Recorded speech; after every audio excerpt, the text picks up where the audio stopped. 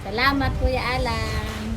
Salamat sa kapatid ko dahil lagi siya nakasuporta sa amin noon. Salamat, Ate Tia. Salamat sa partner ko kasi hindi niya ako iniiwan hanggang ngayon. Nandito pa rin siya sa tabi ko. I love you. Salamat sa kapatid ko. Salamat sa asawa ko, sa aking pamilya. Salamat sa kanila sa walang asawa. Salamat po sa magulang ko. Salamat sa kapatid ko.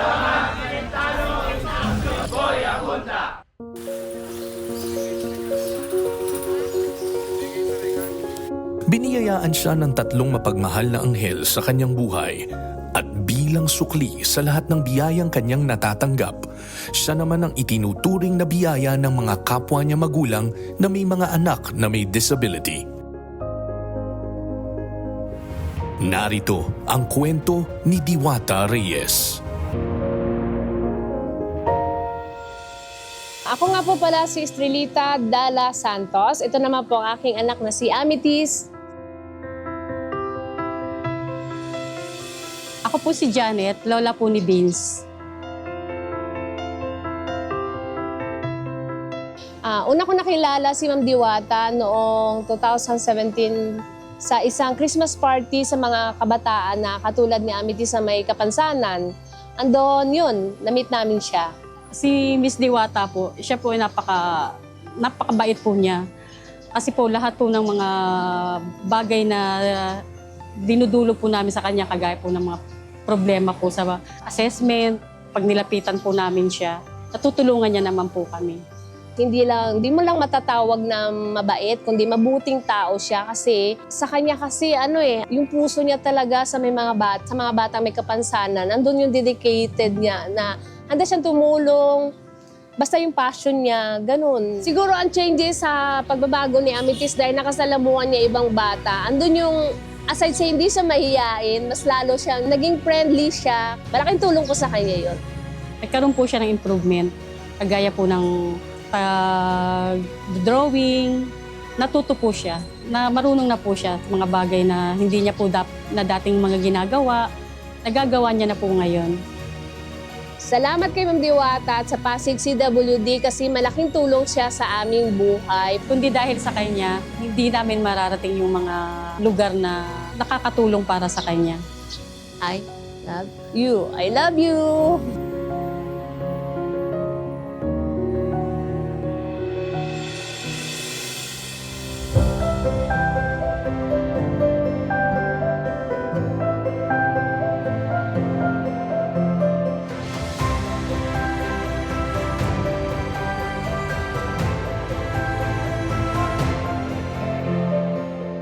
Ang Pasig City CWD Underparent Federation ay isang samahan ng mga magulang ng mga batang may kapansanan. Ako po ay may 3 anak na lalaki. Lahat po sila ay mga may disabilities. Bilang isang magulang ng mga batang may kapansanan, hindi madali. Nung una, napakadami ng challenges. Unang-una, yung pagtanggap. Pero hindi naging matagal kasi ito sa amin eh. Natanggap namin agad.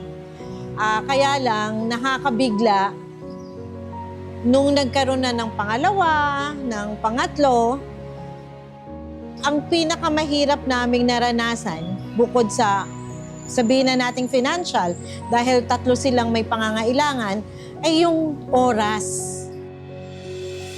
Sa una kasi, tatanungin mo yung sarili mo, bakit? Bakit ka nagkaroon ng ganon na mga anak? Pero dadating din yung time na matatanggap mo. Sa amin kasing mag-asawa, hindi nawala sa amin yung suportahan. Kapag yung isa bumigay, yung isa nakasalo. Kapag yung isa naman bumigay, yung isa naman yung nakasalo. Kaya hindi naging problema sa amin yun ngayon. At yun yung naiintindihan namin na pinagdadaanan ng ibang mga magulang. Kaya ino-orient namin sila na dapat may suporta. Ako ay naging Persons with Disability Coordinator, volunteer, noong 2015.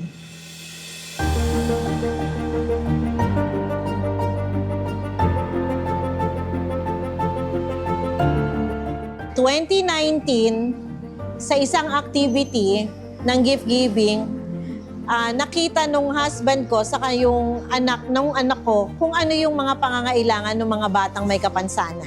Pinag-usapan po naming mga magulang na dapat buuin na natin tong grupong to. Dapat lagyan na namin siya ng pangalan. Simula noon, taon-taon, may mga programa na kaming ibinababa, hindi lang dun sa mga magulang ng mga batang may kapansanan, kasama na rin yung mga bata mismo sa binababaan namin ng mga programa. Mahalaga para sa mga magulang na may mga anak na PWD na nakakakuha sila ng suporta mula sa isa't isa. Kaya naman malaki ang pasasalamat nila kay Diwata na nagtayo ng organisasyong kinabibilangan nila. Hi Ma'am Diwata, thank you po sa pagtayo mo sa grupong ito. At Meron pa pong gustong ibang magpasalamat po sa inyo. Sino yung gusto magpasalamat?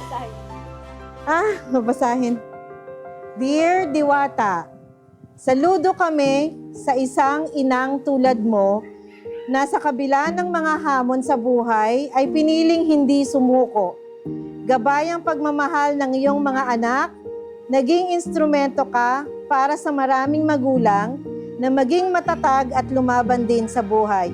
Kaya kasama sina Ate Pia, Tito Boy, at lahat ng bumuo ng Cayetano in Action with Boy Abunda, lubos kaming nagpapasalamat sa iyo.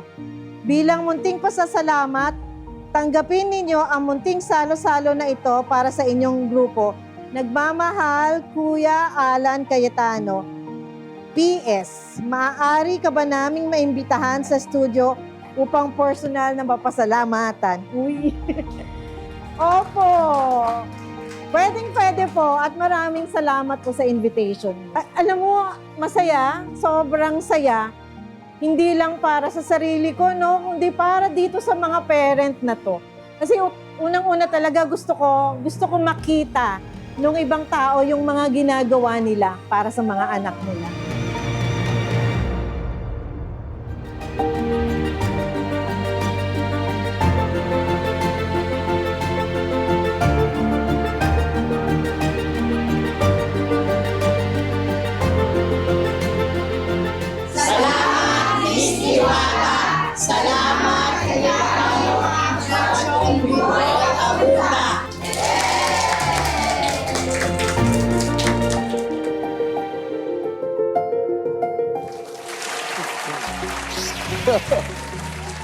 Maraming salamat, Mr. and Mrs. Reyes. Maraming salamat for all the things that you do for your children, for other children, for the world.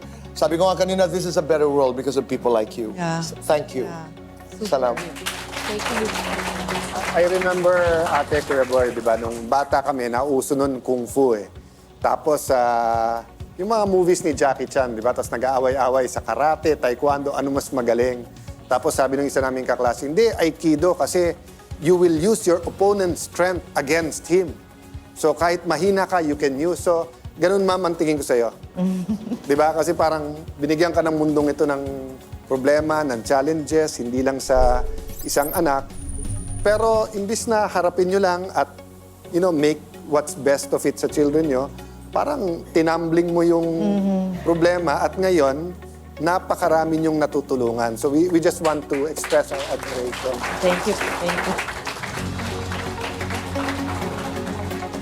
You know, I want you to share with others, what do you get out of doing that? You know, when you have your own challenges, when you have your own ups and sometimes many downs, what do you get out of going out of your way pa, tapos parang makikiramay ka pa dun sa ganun din ng mga mabibigat na suliranin. You'll walk with them through their difficulties. Para alam ng tao, why would somebody do this?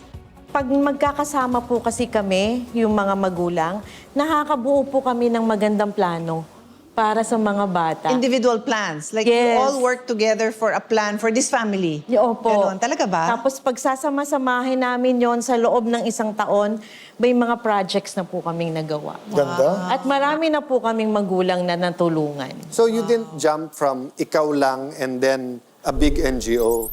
Parang nag-evolve siya sa malit muna kayong grupo, then dumami. Opo. Marami kasing nanonood, marami tayong mga kababayan. They want to help.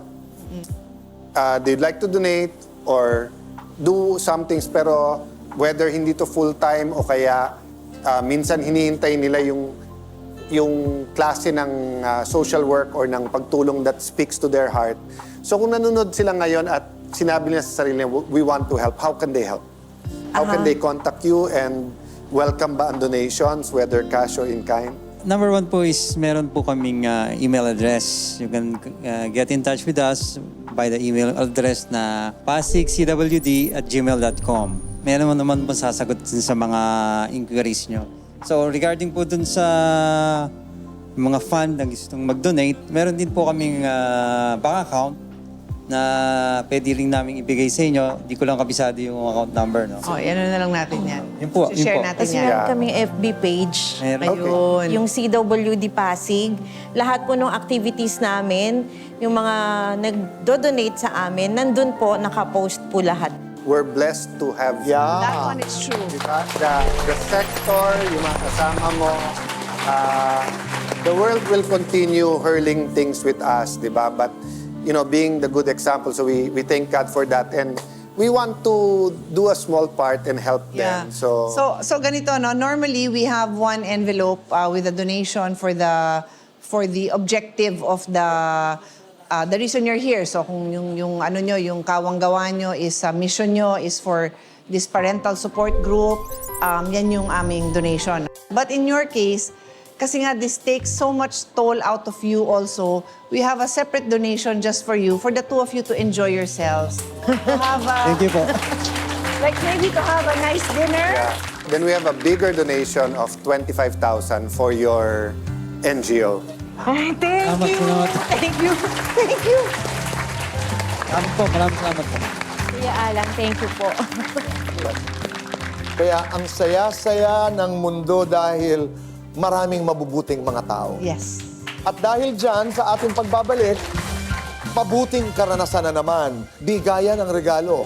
Dahil bawat isa sa inyo ay makakatanggap ng regalo mula kay Kuya Alan, Ate Pia, at ang iba naman ay mananalo ng 10,000, 5,000, 3,000, 2,000 pesos.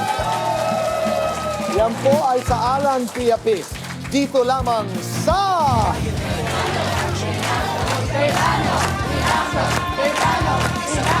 With Boy, Aguda,